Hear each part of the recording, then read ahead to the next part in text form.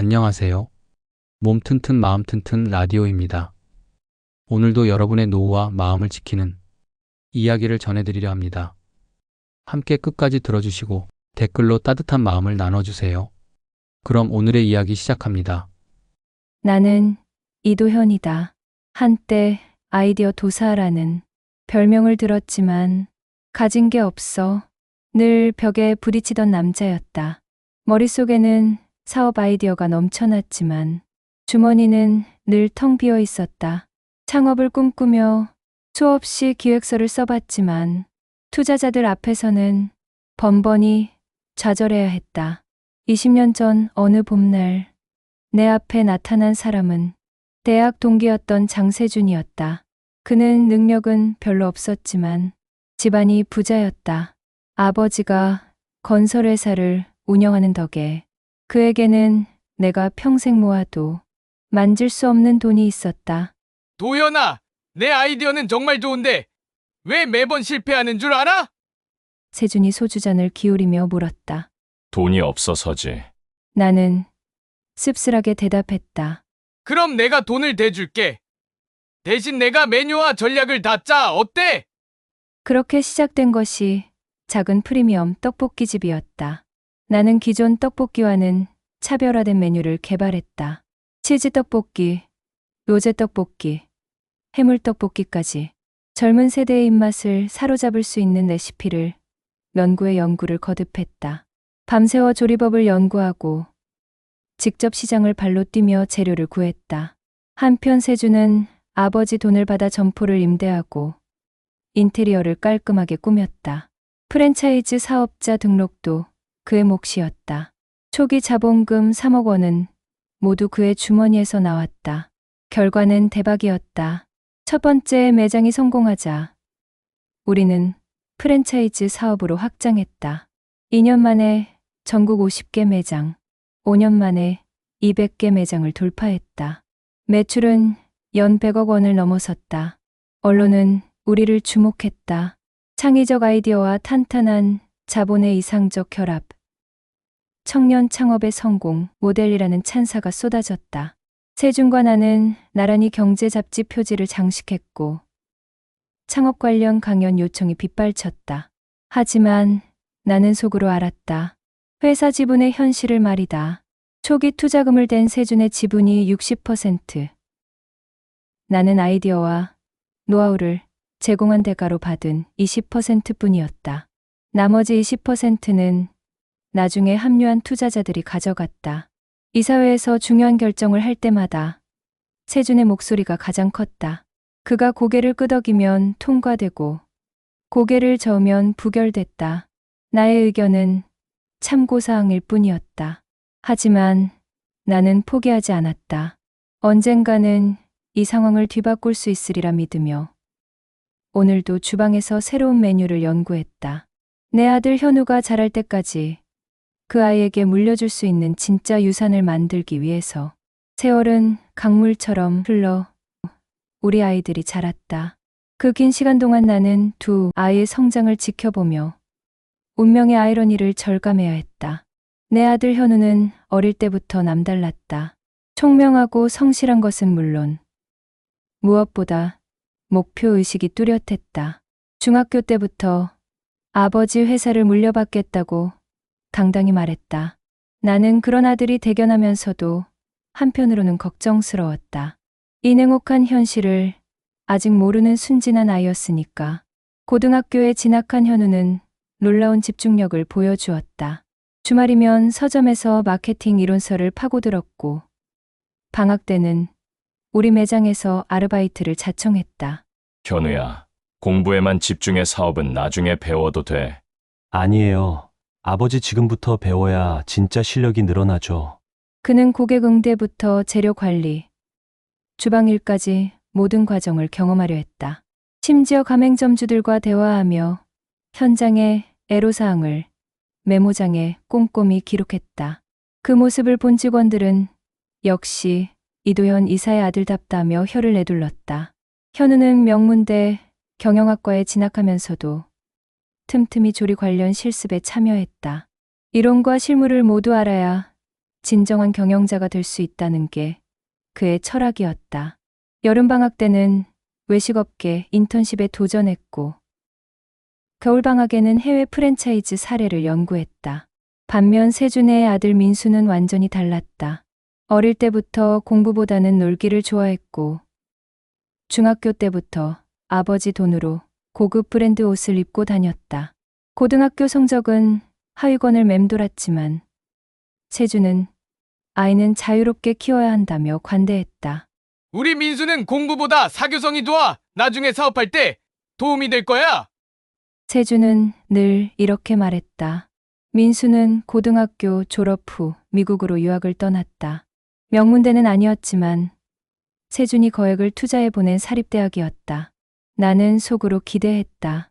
외국에서 고생하면서 철이 들겠지.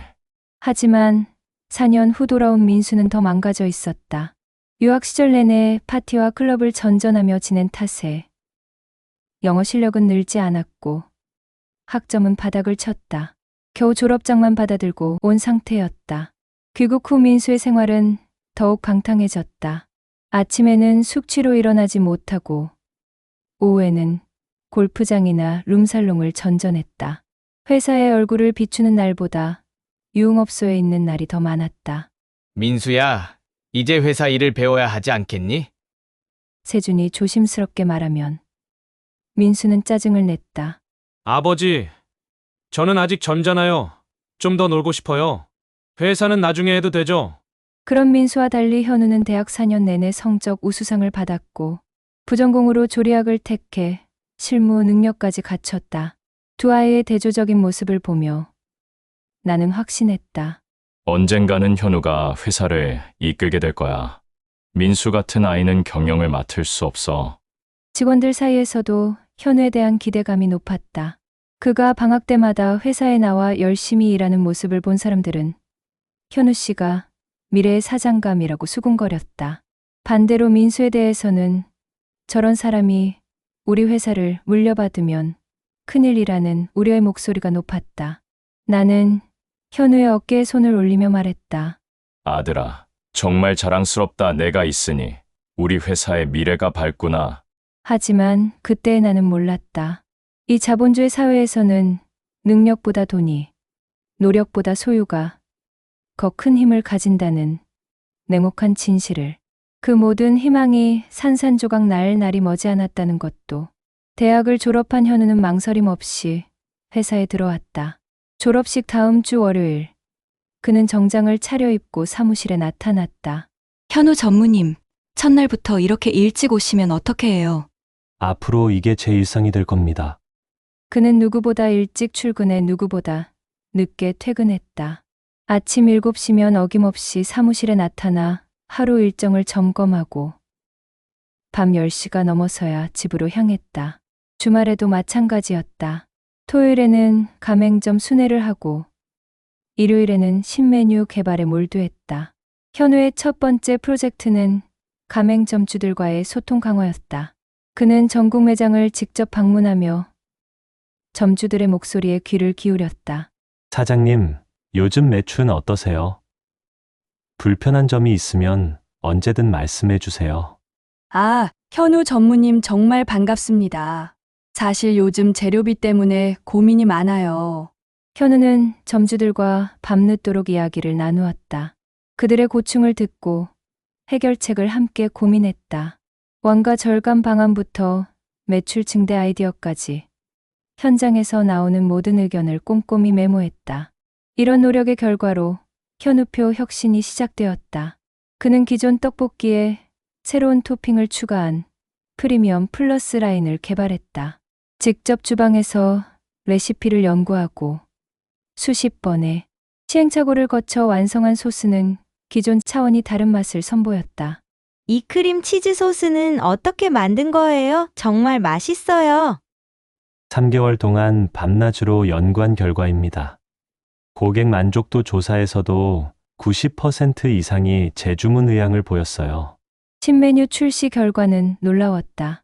기존 매장 매출이 평균 30% 증가했고 신규 가맹 문의가 급증했다. 직원들은 현우를 진심으로 존경했다. 그가 지나가면 고개를 숙여 인사했고 그의 지시는 누구보다 빠르게 실행되었다. 현우 전무님 덕분에 우리 회사가 다시 살아났어요. 정말 대단하세요. 이렇게 젊으신데 경영 감각이 뛰어나시다니. 하지만 그런 현우의 활약과는 정반대로 민수의 행태는 갈수록 심각해졌다. 공식적으로는 상무 직책을 갖고 있었지만 실질적으로는 회사에 기여하는 바가 전혀 없었다. 민수의 하루는 늘 비슷했다. 오전 11시쯤 숙취를 달고 늦잠에서 깨어나 대충 샤워를 하고 회사에 나타났다.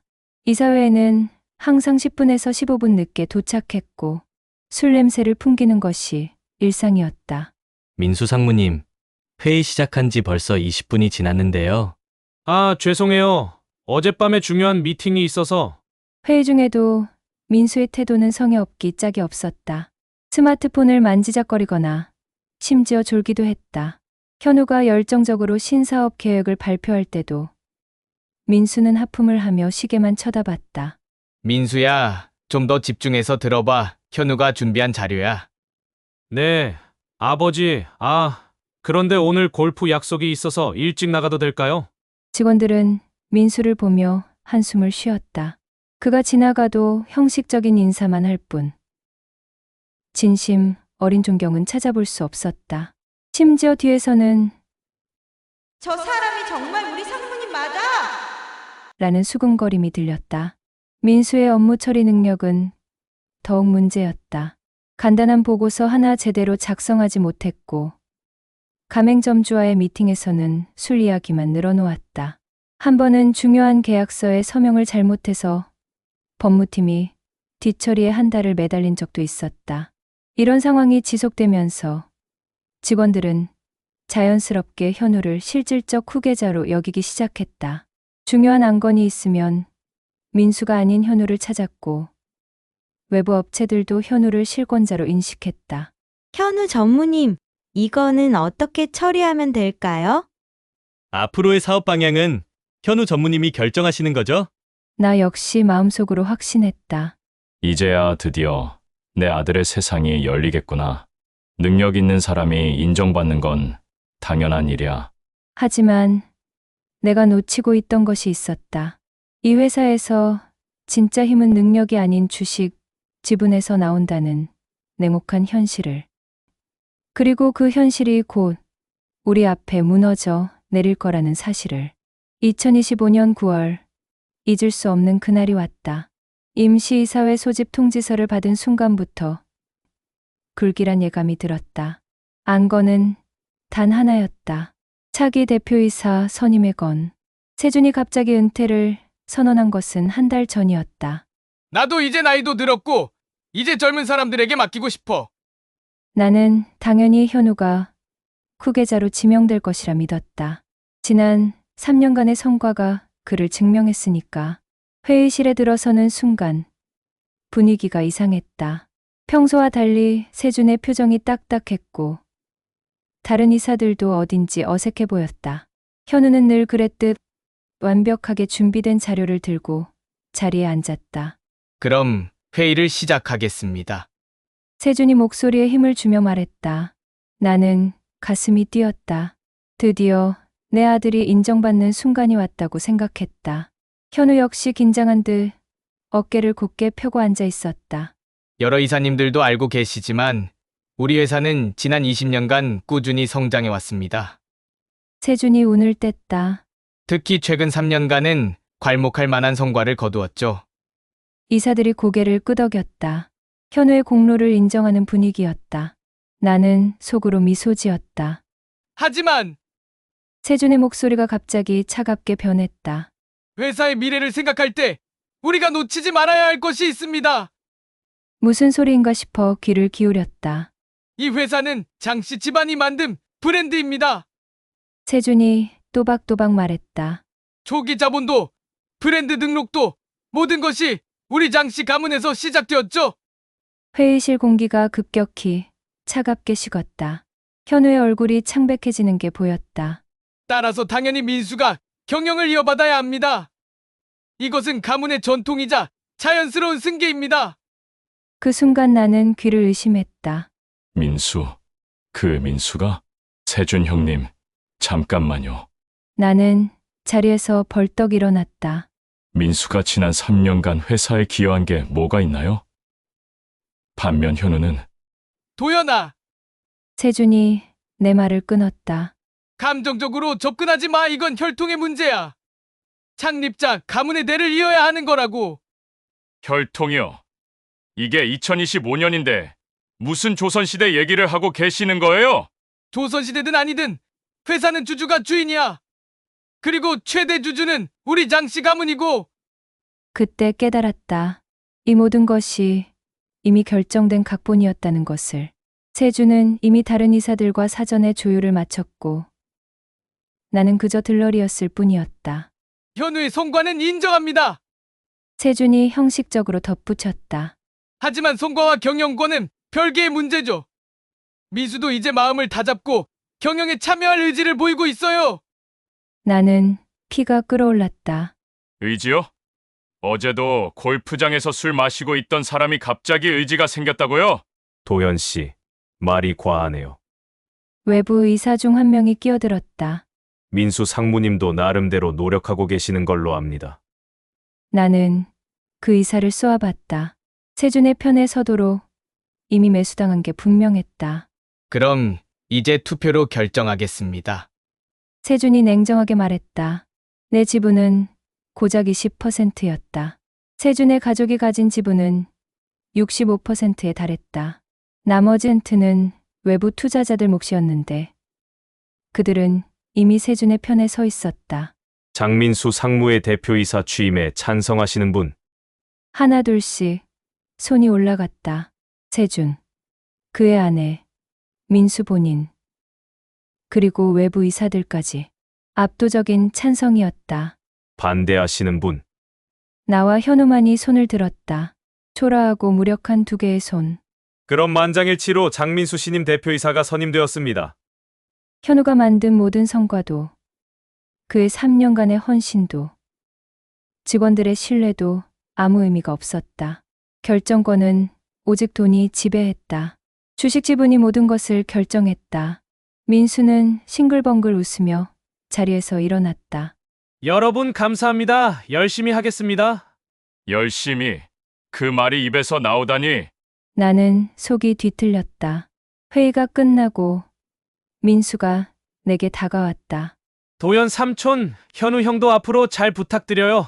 저도 이제 정말 열심히 할게요. 그 순간 나는 깨달았다. 이 아이는 진심으로 자신이 자격이 있다고 믿고 있었다. 자신의 무능함도 현우의 뛰어남도 전혀 인식하지 못하고 있었다. 현우는 아무 말 없이 자료를 정리했다. 그의 어깨가 미세하게 떨리는 게 보였다. 3년간의 노력이 하루아침에 물거품이 된 순간이었다. 그날 밤 나는 잠들 수 없었다. 창밖을 바라보며 생각했다. 능력도 열정도 성과도 결국 눈앞에서는 무력하다는 냉혹한 현실을. 이 자본주의 사회에서는 주식 지분이 곧 권력이고 권력이 곧 정의였다. 아무리 정당한 일이라도 돈을 가진 자가 고개를 저으면 그것으로 끝이었다. 그리고 내가 20년 전 깨달았던 진실이 다시 한번 확인되었다. 돈이야말로 진짜 주인이라는 것을. 민수의 손에 들린 것은 단순한 대표이사 직함이 아니었다. 그것은 절대 권력이었다. 현우와 나는 이제 그 권력에 굴복하거나 아니면 새로운 길을 찾아야 했다. 이사회가 끝나고 회사를 나서는 길. 마와 현우는 한동안 아무 말도 하지 않았다. 지하 주차장에서 차에 오르면서도 침묵이 흘렀다. 시동을 걸고 나서야 현우가 조용히 입을 열었다. 아버지, 집에 가지 말고 어디 조용한 곳에 가요. 나는 무작정 차를 몰았다. 도심을 벗어나 한강변 공원에 도착했을 때는 이미 해가 지고 있었다. 강물은 검게 흘러가고 저 멀리 빌딩들의 불빛만이 반짝이고 있었다. 벤치에 나란히 앉자 나는 더 이상 참을 수 없었다. 목이 메어 나오는 말이었다. 현우야, 정말 미안하다. 아들은 고개를 돌려 나를 바라봤다. 그의 눈에는 실망이 아니라 담담함이 있었다. 아버지가 가진 게 없어서 내 목소리가 떨렸다. 내 노력이 무시당하고 말았다. 3년간 밤낮으로 일한 게 하루아침에 물거품이 되었어. 20년 전 그 악몽이 되살아났다. 내가 아이디어를 내고 밤새 연구하고 발로 뛰어가며 만든 성공이 결국 세준의 것이 되었던 그때처럼 이번에는 내 아들이 그 고통을 겪고 있었다. 민수 같은 놈이 대표가 되다니. 나는 주먹을 불끈 쥐었다. 골프장에서 술 마시던 놈이 말이야. 정말 이런 세상이 맞나 싶어. 현우는 한강을 바라보며 깊은 숨을 쉬었다. 그리고는 내가 예상하지 못한 말을 했다. 아버지, 괜찮습니다. 뭐가 괜찮아? 내 노력이 다 헛수고가 됐는데. 아니에요. 현우가 고개를 저었다. 전 후회하지 않아요. 지난 3년간 정말 많은 걸 배웠거든요. 나는 아들의 얼굴을 자세히 들여다봤다. 분노나 절망 대신 그곳에는 놀라운 평정심이 있었다. 현우야, 내가 얼마나 억울할지 아버지는 알아. 솔직히 말해봐. 현우는 잠시 생각에 잠겼다가 입을 열었다. 물론 아쉽죠. 제가 준비한 신사업 계획도 있었고, 직원들과 함께 꿈꾸던 비전도 있었거든요. 하지만 경영권은 그들에게 있어도 직원들과 가맹점주들의 마음은 저희 쪽에 있습니다. 그 말에 나는 깜짝 놀랐다. 절망에 빠진 줄 알았던 아들이 이런 생각을 하고 있다니. 오늘 회의가 끝나고 나서 김 부장님이 따로 찾아오셨어요. 현우가 계속 말했다. 눈물을 글썽이면서 전무님, 정말 억울하시겠어요 라고 하시더군요.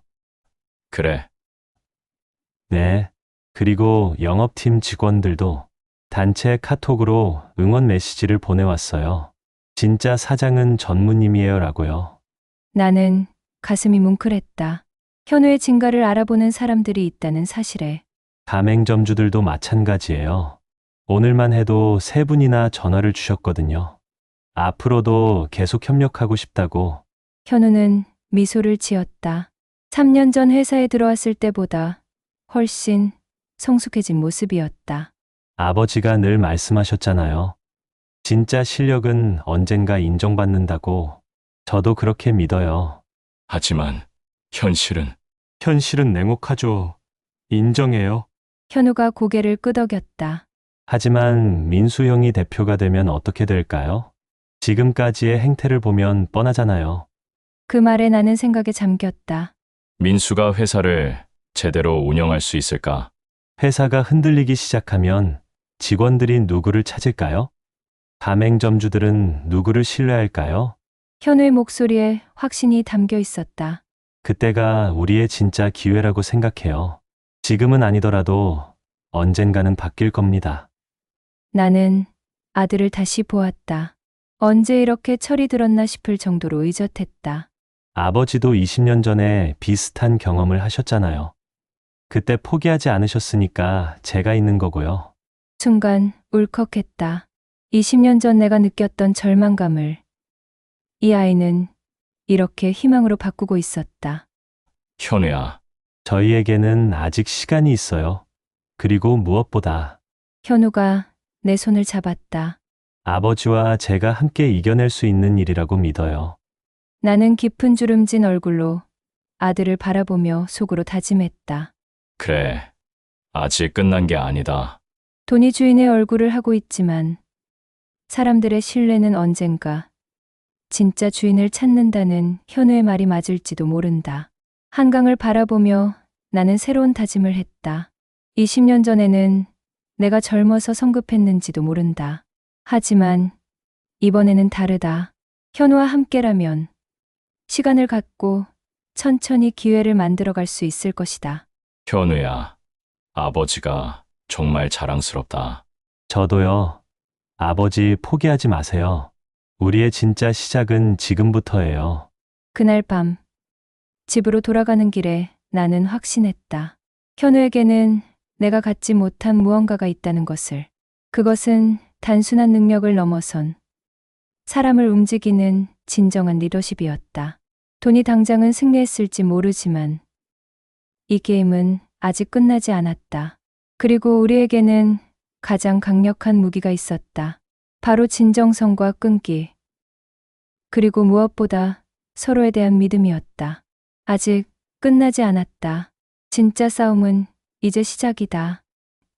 오늘 사연을 끝까지 들어주셔서 감사합니다. 여러분의 작은 관심과 응원이 또 다른 가족을 지켜내는 힘이 됩니다.